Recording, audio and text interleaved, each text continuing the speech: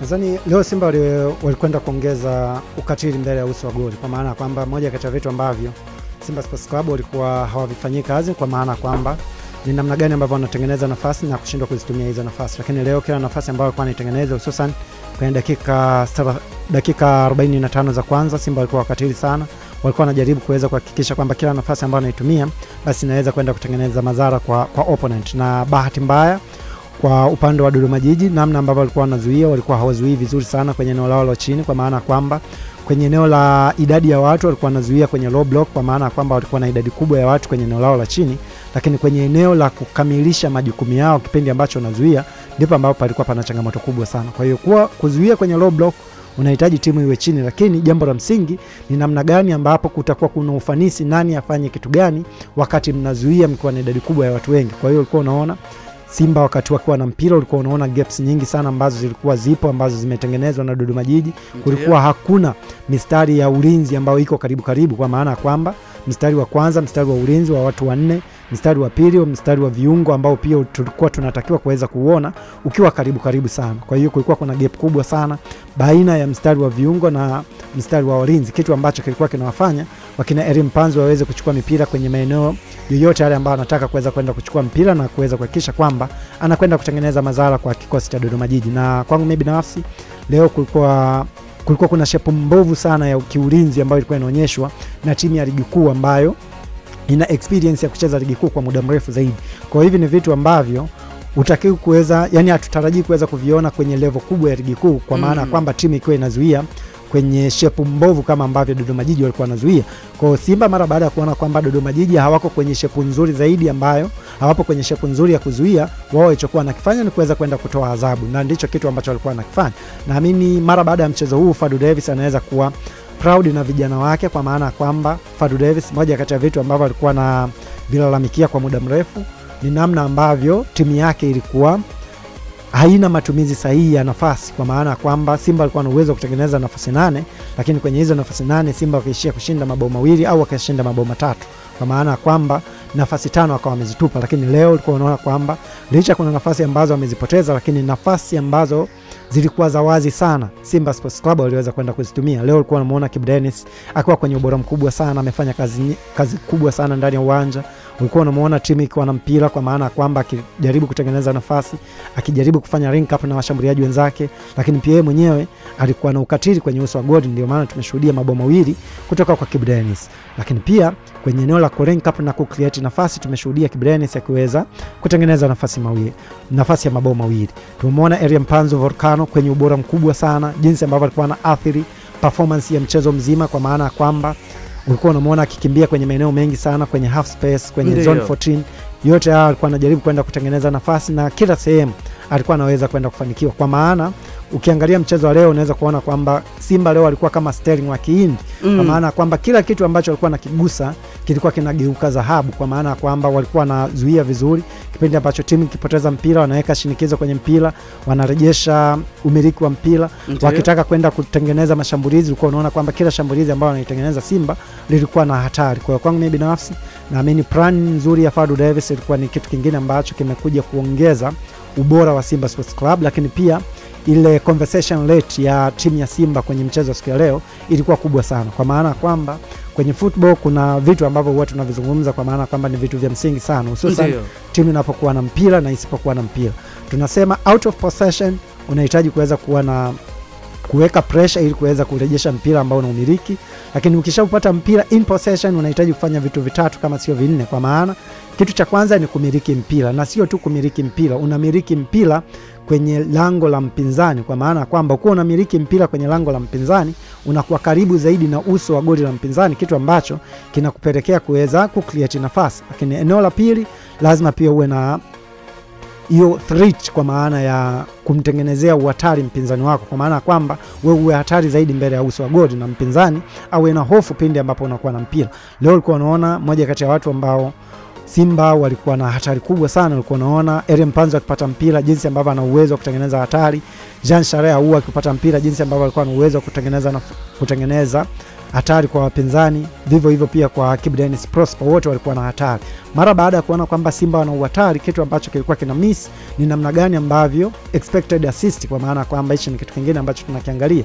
Simba leo ulikuwa unaona kwamba namna ambavyo wanatengeneza hizo nafasi, lakini kitu ambacho kimeenda kuongezeka kwenye mchezo wa siku ya leo ni conversation rate, kwa maana kwamba mara baada ya kupata mpira, mara baada ya kutengeneza nafasi, ni namna gani ambavyo unaweza kuzibadilisha hizo nafasi kwa mbao. Hapa ndipo ambapo Mwalimu Fadlu Davis alifanya kazi kubwa, na tumeshuhudia Simba ameweza kwenda kuibuka na ushindi huo mkubwa, ushindi ambao unaendelea kushikilia record kwenye ligi yetu mpaka hivi sasa, kwa maana kwamba Yanga ndio ambao walikuwa wamepata ushindi wa mabao 6-1, lakini Simba Sports Club leo wamepata ushindi wa mabao 6 pasipo wao kuweza kuruhusu, kwa maana kwamba Simba wanakwenda kukaa pale juu kwa timu ambayo imepata ushindi mkubwa zaidi kwa msimu huu, na yote haya ni kutokana na ubora ambao walikuwa nao hususan kwenye idara yao ya shambuliaji. Sawa, huyo ni Ali Luambano akichambua vizuri sana kuhusiana na mchezo wa siku ya leo ambao Simba wamepata ushindi mabao 6-0 mbele ya Dodoma Jiji katika uwanja wao wa nyumbani. Dakika ni 9 pekee ndizo ambazo sema kilichoongezeka leo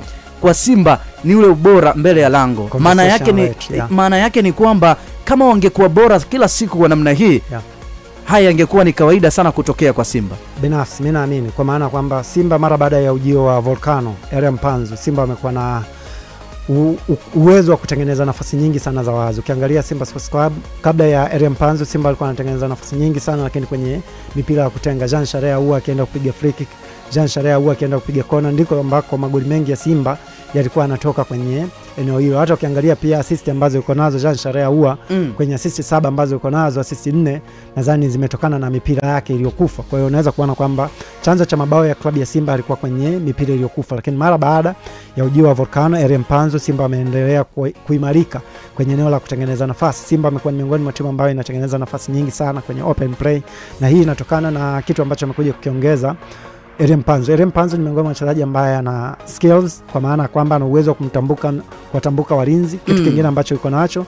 ni ubora wake kwenye kukokota mipira, huko pia akiweza kupiga chenga kwa nakokota mpira, na amekwenda kuongeza kasi kwenye idara ya ushambuliaji. Simba walikuwa na miss kasi kwenye eneo la ushambuliaji. Jean Charles Ahoua ana uwezo wa kupasia vizuri, lakini kasi yake sio kubwa, kwa hiyo inakuwa rahisi zaidi kwa wapinzani wake kuweza kusoma pasi ambako inaelekea, kwa maana kwamba uko unajua kabisa kwamba pasi inaenda kushoto, maana yake hatari itakuwa kwenye upande wa kulia, kwa hiyo lazima uende kumake eneo la kulia. Lakini ukienda kucheza na wachezaji ambao wanacheza kwa kasi kubwa, wanapasiana kwa haraka, inakuwa ngumu zaidi kuweza kuzuia. Kwa hiyo kwangu binafsi, kwa Simba hiki kitaendelea kutokea endapo tu wataongeza ukatili kwenye uso wa goli. Bahati mbaya leo ulikuwa unategemea mwalimu ameanza na Dese Mokwala kwenye idara ya ushambuliaji. Unaweza kutegemea kwamba kile alichokifanya Arusha anaweza kuja kukipesti kwenye mchezo wa siku ya leo. Hajawa na mchezo mzuri sana licha kufunga bao bora sana kwenye mchezo wa siku ya leo, lakini bado hakuwa kwenye performance bora. Tulikuwa tunazungumza na Nila hapa. Unajua Simba Sports Club, yani akianza Dese Mokwala, yale makosa anayofanya nasema angekuepo Ateba atafanya vizuri. Lakini akianza Ateba una miss Dese Mokwala. Kwa hiyo hakuna mshambuliaji ambaye anaweza kusema kwamba mimi sasa ndiye mshambuliaji kinara wa kikosi cha Simba ambaye timu inatakiwa kuweza kuniamini angalau kwa michezo mitatu na akaprove kwenye eneo hilo. Unamwona Dese kwenye game zidi ya Coastal Union alikuwa kwenye performance bora. Game ya leo kwenye dakika ambazo amecheza dakika 77 hajawa na performance ile licha kufunga bao. Utampa mwalimu ataenda kumrejesha labda Leonel Ateba kwenye kikosi, atakupa performance bora kwenye mchezo mmoja. Game inayofuata unategemea kwamba Leonel Ateba aendelee kwenye ile performance au upate tena hiyo performance. Kwa hiyo pia inakuwa ngumu kwa klabu ya Simba kuweza kupata idadi kubwa ya mabao. Lakini kama washambuliaji wake wangekuwa wakatili kama ambavyo leo walivyokuwa wakatili, basi hiki ambacho kimefanyika na klabu ya Simba kwenye mchezo wa siku ya leo, kwangu mimi naamini kingekuwa kina tabia kuendelea kutokea. Sawa, huyo ni dakika ni ya 26 na ni dakika 4 pekee ndizo ambazo Zimla na ameuchambua kwa marefu na mapana yake. Nataka nisikie kuhusu kiwango cha mchezaji mmoja mmoja, na hapa tunaanza na Elie Mpanzu, miongoni mwa wachezaji ambao kadri siku ambavyo zinakwenda ndivyo ambavyo wamekuwa wakitajwa sana. Nataka nisikie kutoka kwako, unakionaje kiwango chake Elie Mpanzu?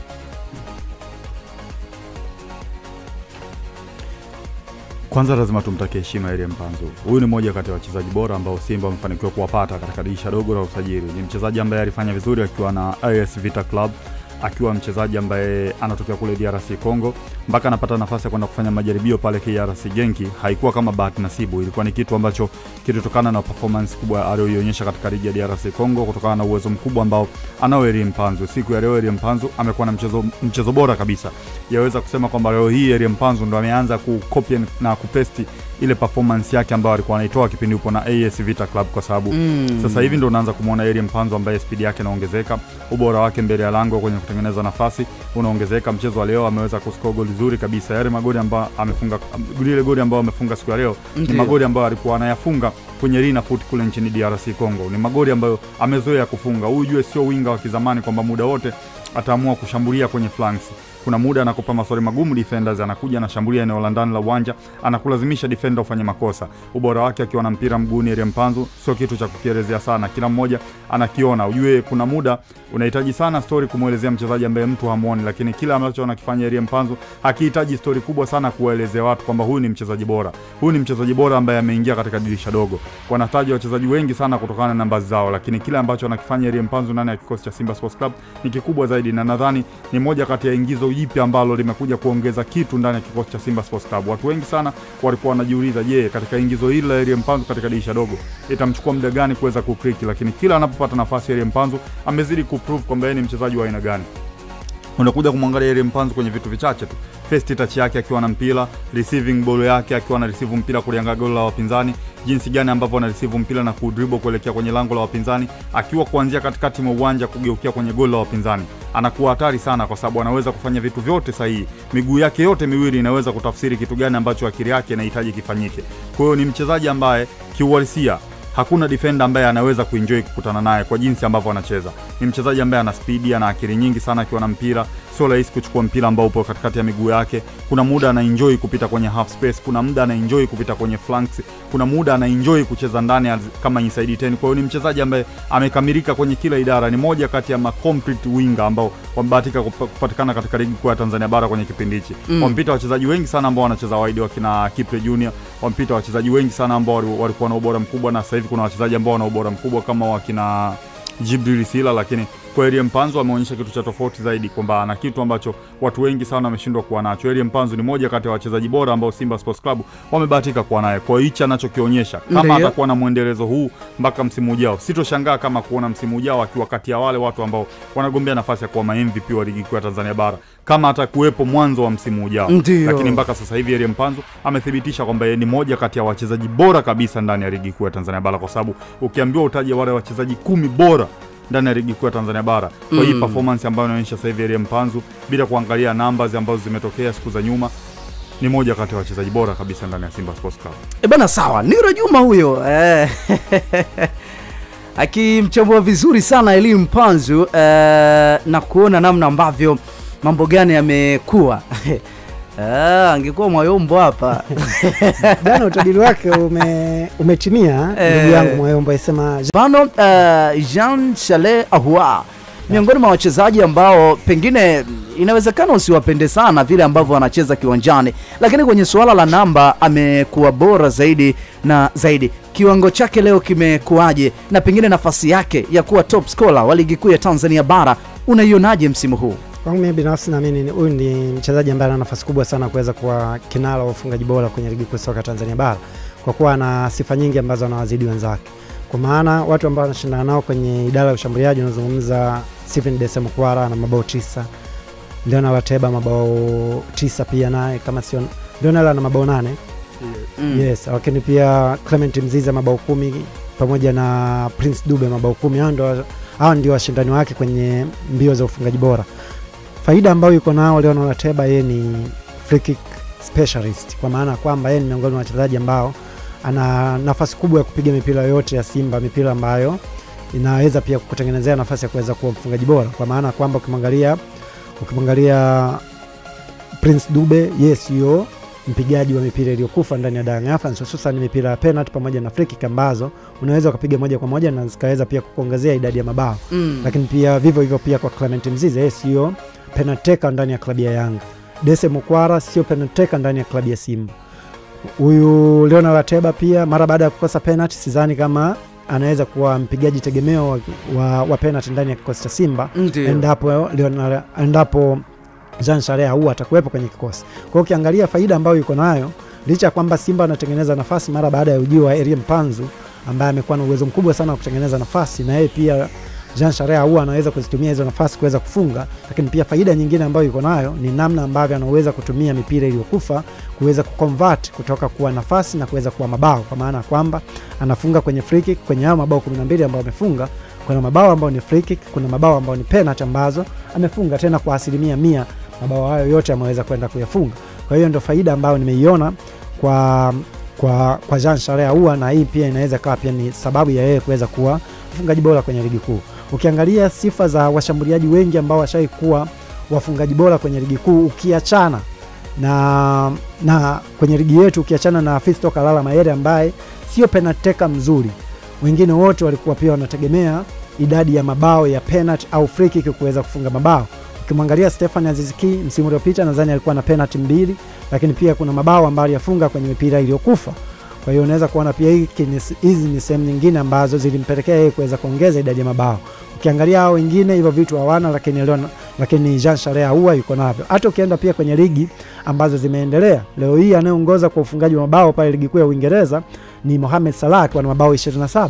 Lakini katika hao mabao 27 ambao Mohamed Salah amefunga, mabao 10 yamekuja kwa changamoto ya mikwaju ya penalty. Kwa hiyo unaweza kuona pia ni namna gani ambavyo amekuwa na idadi kubwa sana ya mabao ya penalty. Na ukiwa ni miongoni mwa watu ambao ni specialist kwenye kupiga hii mipira, inaweza kukusaidia wewe kuweza kuwa mfungaji bora. Kwa hiyo kwangu mimi binafsi naiona nafasi kubwa sana ya Jean Charles Ahoua kuweza kuwa mfungaji bora kwa sababu ya hiyo ubora wake kuwa specialist kwenye mipira iliyokufa, kitu ambacho wenzake hawana hicho kitu. Lakini pia kitu kingine ni namna ambavyo Simba Sports Club kwenye siku za hivi karibuni ambazo wamekuwa wakitengeneza nafasi, kama wataendelea hivi na Jean Charles Ahoua akaendelea kuwa mkatili kwenye uso wa goli, ana nafasi pia kuweza kuwa mfungaji bora. Ukienda Young Africans pale hawana mshambuliaji namba 1, kwa maana kwamba nafasi sio kwamba timu nzima inamzunguka labda Prince Dube.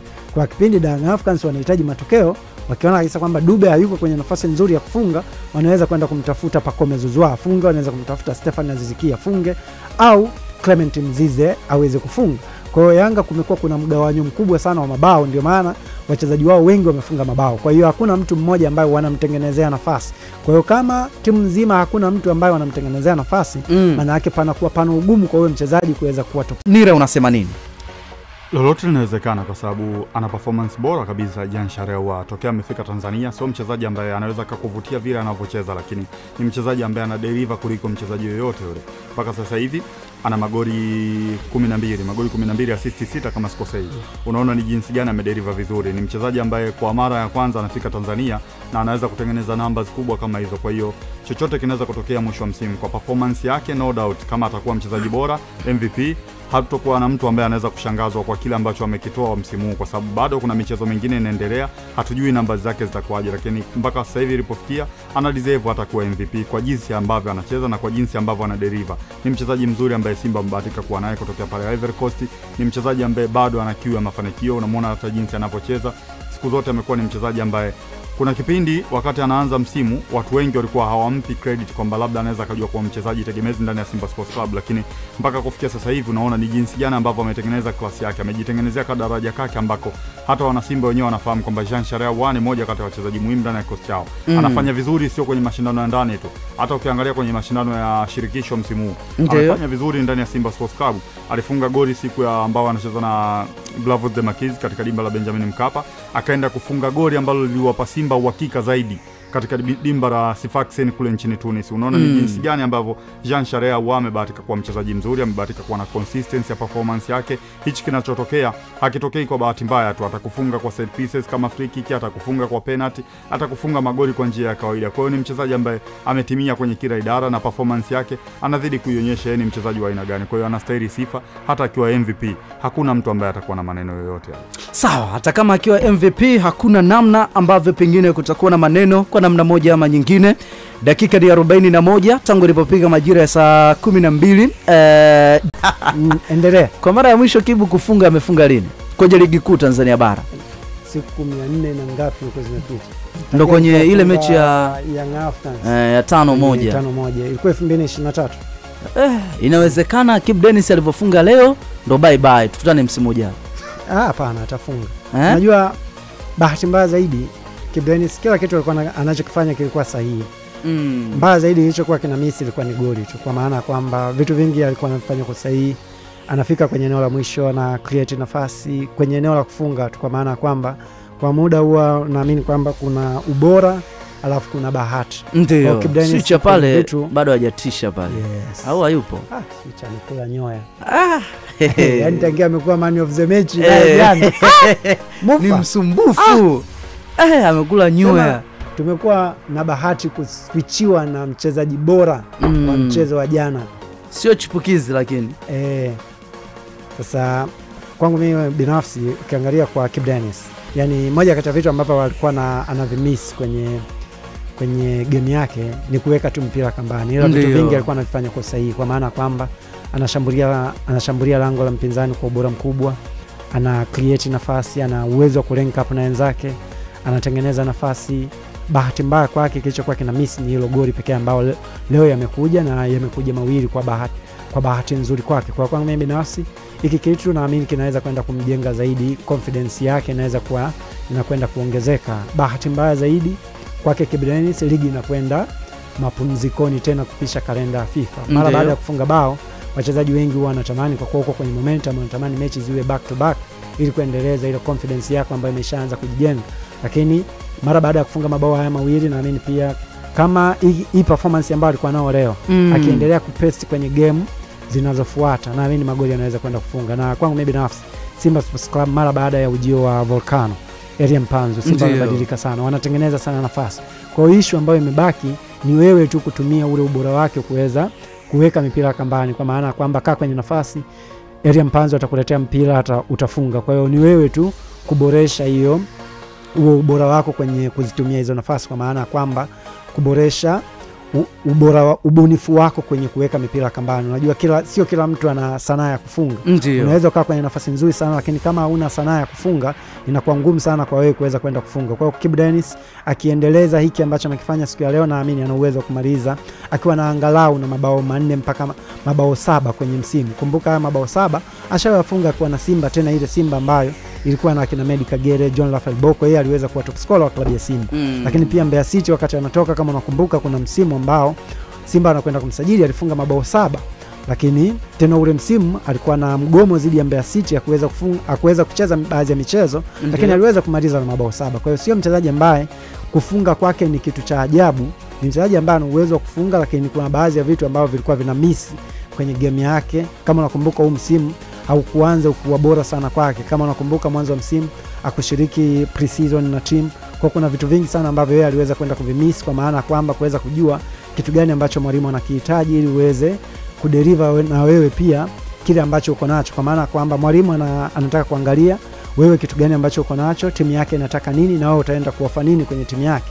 Kwenye ujenzi wa Simba mpya Kibu Denis Prosper kuwepo, kwa alikuja kuingilia kati kwenye hii program ambayo alikuwa ameanza kuianzisha Fadu Davis, lakini licha kwamba aliingia kati, kwa maana kwamba project ya Fadu kwenye pre-season ya kuwepo, lakini tumeanza kumuona Kibu Denis akiwa anafanya vizuri kwenye michuano ya kimataifa, kwa maana kwamba yeye ndiye top scorer wa ligi wa Simba Sports Club kwenye michuano ya kimataifa kwa na mabao 3.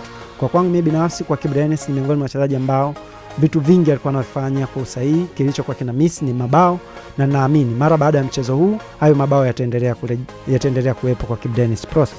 Sawa, mara baada ya mchezo huu mabao kwa Kibu Denis Prosper mkandaji yataendelea kuwepo sana na sana. Maana yake ni kwamba wana Simba Denis ndio mchezaji bora katika mchezo wa siku ya hii leo, ikifunga mabao 2. Amedeserve kuwa mchezaji bora kwa jinsi ambavyo amecheza, na ukiachana tuna kufunga, kile ambacho amekitoa siku ya leo kwenye mchezo wa leo kimemfanya deserve kuwa hapa. Unajua kwamba Kibu Denis ziaka nyingi ambazo alikuwa anakutana nazo ni kwa nini anashindwa kukwamisha mpira wavuni katika ligi kuu ya Tanzania bara, lakini watu wanapaswa kutambua kwamba form is temporal na class is permanent. Ile class ya Kibu Denis ya kufunga ipo siku zote, na kuna nyakati mchezaji yote yule anaweza kupitia kipindi kigumu. Tunakumbuka siku za katikati hapa hata Prince Mpumelelo Dube alipitia kipindi kigumu, lakini baadaye alirudi kwenye kile ambacho watu wanakiamini kipo katika miguu ya Prince Mpumelelo Dube. Kwa hiyo hata Kibu Denis pia naye amepitia kwenye nyakati ngumu, na sasa hivi naamini kwamba amesharudi, na kufunga goli za leo hizi kama ligi ingekuwa inaendelea, naamini confidence yake ingezidi kuwa kubwa zaidi, kwa sababu anaamini kwamba ameregister kitu ambacho alikuwa anakitafuta kwa muda mrefu sana, na kingemfanya kuwa comfortable zaidi mbele ya goli. Kwa hiyo hichi kilichotokea leo akijatokea kwa bahati mbaya, kimetokea kulingana na performance yake ambayo ameenda kuitoa siku ya leo. Magoli mawili na pia ameassist kwenye mchezo wa leo. Kwa hiyo unaona ni jinsi gani Kibu Denis amerudi kwenye ubora wake na ameanza kuonyesha kwamba yeye ni mchezaji ambaye ana thamani kubwa tofauti na vile ambavyo watu wanamdhania. Kwa hiyo Kibu Denis siku ya leo amedeserve kuwa man of the match. Sawa, Kibu Denis amestahili leo kuwa man of the match kwa mujibu wa Nira Juma kwa vile ambavyo amefanya, lakini pia namba zake. Unajua kuna kitu najaribu kutafakari Yeah. Yaani machi 8 ingebondwa kwa hii hali ingekuwaje? Mechi ingekuwa nzuri. Unajua ukiangalia kiufundi ni timu ambazo ziko kwenye ushindani haswa, kwa maana kwamba lakini hichi kingeonekana ya unajua kuna sifa ya mchezaji ambaye inaendelea kubaki pale pale licha, kwa maana kwamba kuna ushindani ambao Young Africans wangeenda kutoa, kwa maana kwamba kila mtu anajua safu ya ulinzi ya Young Africans ni tofauti na safu ya ulinzi ya Dodoma Jiji, kwa maana kwamba ushindani ungekuwepo. Lakini kwa hiki ambacho wachezaji wa Simba wako nacho, naamini kungekuwa kuna mechi bora sana kwa siku ya hiyo tarehe 8, kwa maana kwamba mechi ingeweza kufanyika, kwa maana kwamba ubora wa mtu kama RM Panzu, Kibu Denis kwa mechi ambazo wamekuwa wakisicheza dhidi ya Young Africans, Jean Sharea huwa yuko kwenye performance bora, na mimi ingekuwa ni mechi bora sana kuweza kwenda kuitazama. Na ukiangalia ni timu ambazo zimekamilika kwenye maeneo yote matatu, tena unaweza kuongeza kwenye maeneo yote manne. Eneo la benchi la ufundi, Simba kuwa na Fadu Davis ni miongoni mwa mwalimu ambaye ameitengeneza Simba kuweza kuwa miongoni mwa timu ambayo yenye ushindani kwenye msimu wa kwanza, ambao huwa inakuwa ni ngumu sana kwa mwalimu kuweza kuitengeneza timu na kuweza kwenda kugombea ubingwa. Lakini mwalimu Fadu Davis alikutana na wachezaji wengi wapya, lakini ameweza kuitengeneza timu na kuifanya kuwa timu miongoni mwa timu ambazo zina ushindani. Lakini kitu kingine ambacho amekwenda kukiongeza ni kutengeneza balance ya timu, kwa maana kwamba Simba Sports Club imekuwa miongoni mwa timu ambayo ina balance nzuri sana kwenye maeneo yote matatu. Ni timu ambayo imefungwa mabao machache, mabao 8, kwa maana kwamba safu yake ya ulinzi imekuwa bora sana. Watu wake wa pembeni, mtu kama Shomari Kapombe pamoja na Mohamed Hussein Shabalala, wamekuwa na ubora mkubwa sana. Walinzi wake wakati, kwa maana kwamba Abdulrazak Hamza pamoja na Chefondo Malone, huku Shamo Karabwa akiwa kama backup, wamekuwa na ubora mkubwa sana kwenye eneo lao la ulinzi. Wamekuwa wakimlinda vizuri Musa Pimpin Kamara, ambaye kwenye michezo 20 ya Musa Pimpin Kamara ambaye amecheza kwenye ligi kuu soka Tanzania bara na clean sheet 15, huku pia yeye akifanya save 9. Kwa unaweza kuona kwamba wamekuwa na uimara mkubwa sana kwenye idara yao ya ulinzi. Kwenye eneo pia la midfield, Simba ni timu ya pili kwa kuweza kupiga pasi nyingi, wakifuatiwa na Young Africans, kwa maana kwamba viungo wao wamekuwa na uwezo mkubwa sana wa kucontrol tempo ya mchezo, kucontrol games. Hapa unaweza kwenda kumsifu Fabrice Ruamba Ngoma, ambaye ni kwangu mimi ni miongoni mwa viungo bora sana wenye uwezo mkubwa wa kupasia, akishirikiana na Yusuf Kagoma ambaye anacheza kama destroyer, kwa maana kwamba kuharibu mipango ya wapinzani, huko pia akiendelea kuilinda kwa ubora mkubwa sana safu ya ulinzi wa klabu ya Simba. Kwenye idara ya ushambuliaji, ongezeko la Elia Mpanzu amekwenda kuongeza skills kwa kikosi cha Simba, amekwenda kuongeza ubunifu, amekwenda kuongeza mabao, kwa maana kwamba anatengeneza nafasi na yeye amekuwa akianza kufunga, kwa maana mpaka hivi sasa na mabao 3, leo akifunga mabao 2, lakini pia akifunga bao 1 dhidi ya Azam FC. Lakini pia mtu kama Kibu Denis, kila mtu uwezi ukaacha kuizungumza dabi pasipo kumtaja Kibu Denis, ambaye pia amekuwa na rekodi nzuri, kwa maana kwamba ndiye top scorer kwa wale wachezaji active ambao wapo kwenye kikosi cha Simba waliofunga mabao mengi kwenye dabi. Kibu Denis Prosper Jean Sharea huwa mabao 10 kabla ya mchezo wa siku ya leo, kwa hiyo pia ni miongoni mwa wachezaji wa kuweza kuwatazama. Lakini pia ukienda kuangalia Young Africans, na wao pia ni miongoni mwa timu ambayo wana safu imara zaidi ya ushambuliaji, kwa maana kwamba ndio timu ambayo imefunga mabao mengi kwenye ligi. Kwenye michezo 22 wako wamefunga mabao 58. Prince Dube mabao 10, Clement Mzize mabao 10, Pacome Zouzoua mabao 7, Stefan Aziziki mabao 6. Kwa unaweza kuona pia ni maswali ya namna gani ambayo safu imara ya ulinzi ya klabu ya Simba ambayo ingeweza kwenda kuulizwa kwenye mchezo dhidi ya Young Africans, kutokana na ubora ambao Young Africans wako nao kwenye safu yao ya ushambuliaji. Kwenye idara ya midfield, Young Africans ndio timu ambao wana uwezo mkubwa sana wa kupiga pasi, ndio timu ambayo imepiga pasi nyingi sana kwenye msimu huu mpaka hapa tulipofikia.